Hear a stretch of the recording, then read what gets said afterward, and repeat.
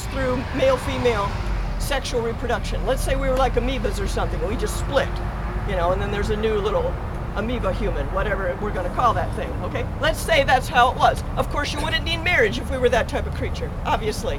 What if we were the type of creatures to where when we're born, we're ready to go right away? We don't have a long period of dependence. Nobody needs to take care of us, right? We're like snakes. We hatch, we slither away, no mom, no dad, right? There's not much pair bonding going on in the reptile kingdom as far as I know. You see what I mean? Okay, so if we were that type of creature that didn't reproduce through sexual reproduction, that didn't have a long period of dependency, no one would have ever thought of marriage, right? You wouldn't need marriage.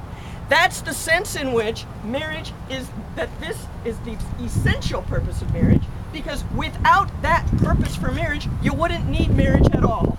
You wouldn't need it. And so if we go now and look at what some of the courts have said, you can see that every time a court has said that marriage between a man and woman is discriminatory, they are always doing that by downgrading the public purpose of marriage. That's what they always do. They glide over this fact that the public purpose of marriage is to attach mothers and fathers to their children and to one another. And they come up with a whole list of things that are the purposes of marriage. And they say, oh, well, the same-sex couples and opposite-sex couples are really the same with respect to these purposes, and so therefore it's discriminatory to not allow same-sex marriage. That's the way the argument always goes, and you can go back and look at these court cases and you will see it. So what does Iowa say is the purpose of marriage? They say purpose of marriage is to share resources.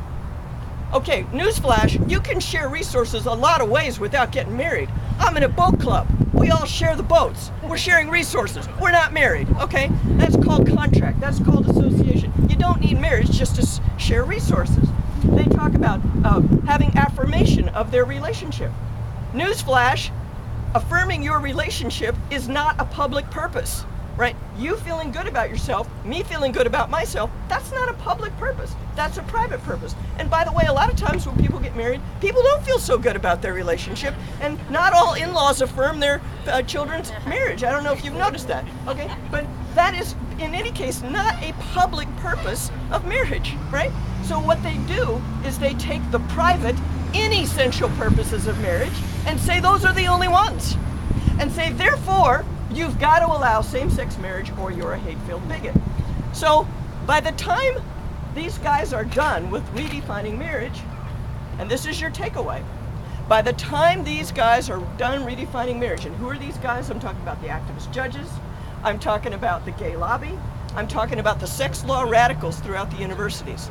By the time these people are done redefining marriage, there will be nothing left of marriage but a government registry of friendships. Yep. Amen. And who needs that? Who needs the government to register our friendships? There's nothing left of marriage.